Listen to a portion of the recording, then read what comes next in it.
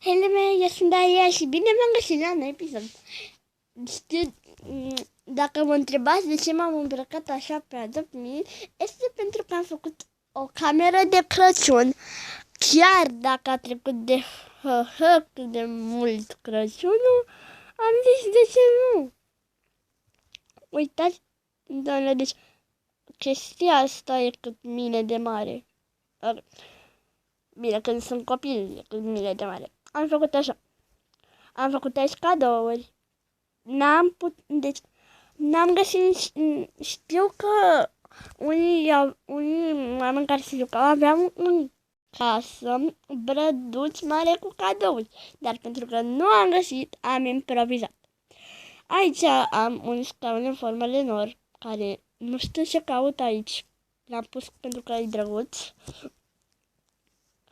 Aici avem un scris care scrie Moș Crăciun în engleză, pentru că în română nu mă lasă jocul să scriu. Aici avem un scaun din turtă dulce. Și mai am o îmbrăcăminte de Crăciun, dar aia o păstrez pentru final. Avem aici o lumină din asta din turtă dulce și când ați veniți aici, nu o să vă las să mâncați turta dulce, pentru că gen toate chestiile de aici sunt toate chestiile aproape sunt din turtă dulce. Până și televizorul e din turtă dulce. Bine, asta e singura cameră cu televizor, dar televizorul ăla care l-am pus eu aici, îl voi stinge. Așa? Îl voi stinge. Și ăsta ar fi singurul televizor din casă.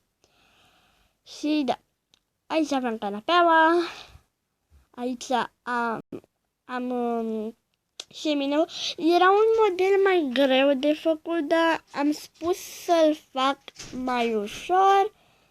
Și da, acum momentul cel special unde vă arăt îmbrăcămintea aia. Sunt o turtă dulce. Bine, cam acesta a fost episodul. Eu am fost Dare și ne revedem data viitoare. Pa!